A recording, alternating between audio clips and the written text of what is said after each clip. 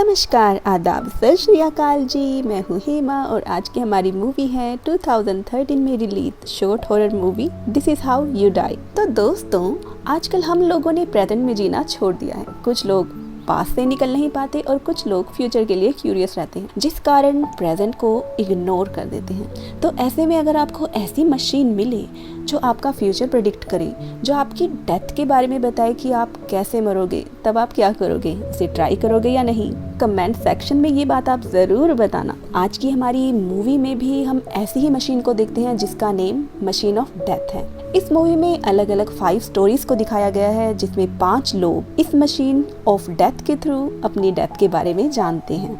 तो मूवी की शुरुआत में हम रनिंग करती हुई एक लड़की जेसिका को देखते हैं, जो भागते भागते इस मशीन ऑफ डेथ को नोटिस करती है और उसे ट्राई करते हुए कॉइन को मशीन में इंसर्ट करती है और अपनी फिंगर को मशीन के एक होल में डालती है, जहां एक नीडल के थ्रू उसके खून की बूंद मशीन में जाती है। तभी एक कार्ड बाहर आता है जिसमें ओल्ड एज लिखा होता है। तो वो लड़की ये देखकर बहुत खुश होती है और वो ये सोचती है कि अब वो बुढ़ापे में ही मरेगी और लंबी लाइफ जिएगी। और खुशी खुशी में जब वो रोड क्रॉस कर रही होती है, तभी एकदम से तेज स्पीड में कार आकर उसे कुचल देती है, जिसे एक बूढ़ा आदमी चला रहा था। तो यहाँ पर हमें मशीन ऑफ डेथ की ये बात रिवील होती है कि इसका यूज़ करने पर जो रिजल्ट निकलता है वो ट्रिकी होता है।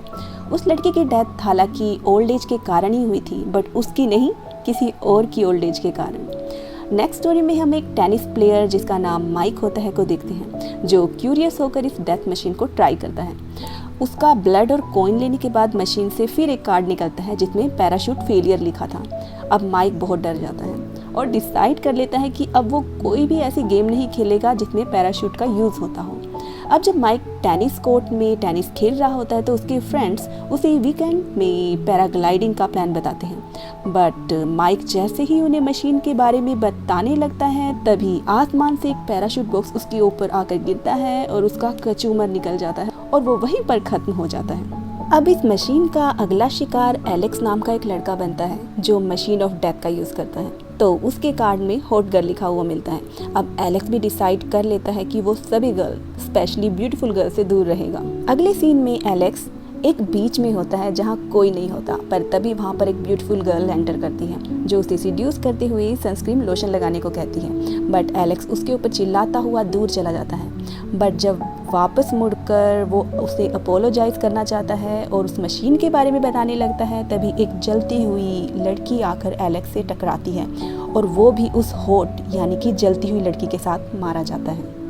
अब नेक्स्ट स्टोरी में हम माइली को देखते हैं, जो मशीन का यूज़ करती है। तो कार्ड में टाइम ट्रैवल लिखा आता है। तब माइली एक्साइटेड होकर अपने रूम में जाकर ये बात अपनी रूममेट को बताती है, जो इरिटेट होकर एक अलार्म क्लॉक माइली के सर पर मारती है। तभी टाइम पोर्टल अचानक से एक्टिवेट हो जाता है और माइली वर्ल्ड वार में पहुंच जाती है और ऑब्वियस है वहाँ युद्ध में मारी जाती है। अगले सीन में हम रोन नाम के एक हेल्दी पर्सन को देखते हैं, जो मशीन ऑफ डेथ को यूज़ करता है। तो कार्ड में बियर लिखा हुआ आता है। अब रोन उन सभी चीज़ों को अवॉइड करने लगता है जिसकी रिसेम्बलेंस भालू से मिलती जुलती थी, यहाँ तक कि वो अपनी फेवरेट हनी को भी कंज्यूम नहीं करता क्योंकि उसकी शेप बियर जैसी थी। तभी उसकी बीवी वहाँ आकर कैंपिंग का प्लान बताती है, बट रोन उसे जाने से मना कर देता है क्योंकि उसे डर था कि जंगल में भालू होंगे जो उसकी डेथ का रीज़न बनेंगे। बट फिर भी उसकी वाइफ उसे कैंपिंग में ले जाने के लिए मना लेती है। जंगल में भी रोन अपनी प्रोटेक्शन के लिए कुल्हाड़ी अपने पास रखता है, बट सुबह तक जब कुछ नहीं होता तो वो बहुत ही खुश हो जाता है और मान लेता है कि मशीन की प्रेडिक्शन झूठी थी। अब टेंशन फ्री होकर जब वो ऑफिस से अपने फेवरेट हनी को ड्रिंक कर रहा होता है, तभी अचानक से एक बियर डस्टबिन से निकलता है और रोन को मार देता है। और यहाँ पर हमारी मूवी की डेड एंडिंग होती है। सुपरफिशियली तो हमें लगता है कि वो मशीन डेथ प्रेडिक्शन बता रही थी, बट ऐसा नहीं होता। असल में वो मशीन ऑफ डेथ थी, यानी कि किलिंग मशीन, जो अपने विक्टिम्स का ब्लड लेकर उनका ब्रूटली मर्डर कर रही थी। जिन्होंने इसकी प्रेडिक्शन को सीरियसली लिया वो भी नहीं बच पाए और जिन्होंने मजाक समझा वो भी नहीं। अपनी डेथ के बारे में जानने के लिए वो इतने क्यूरियस थे कि उन्होंने अपनी प्रेजेंट लाइफ को ही दाव में लगा दिया। तो दोस्तों, इस मूवी से हमें यही सीखने को मिलता है कि हमें अपने प्रेजेंट टाइम को, अपनी प्रेजेंट लाइफ को एंजॉय करना चाहिए, उसे इग्नोर नहीं करना चाहिए। तो ये थी हमारी शॉर्ट मूवी, और अगर आपको ये मूवी अच्छी लगी हो, एक्सप्लेनेशन अच्छी लगी हो, तो प्लीज़ लाइक, कमेंट और सब्सक्राइब करना बिल्कुल मत भूलना। ओके, फिर मिलते हैं नेक्स्ट इंटरेस्टिंग मूवी के साथ। तब तक के लिए बाय बाय दोस्तों।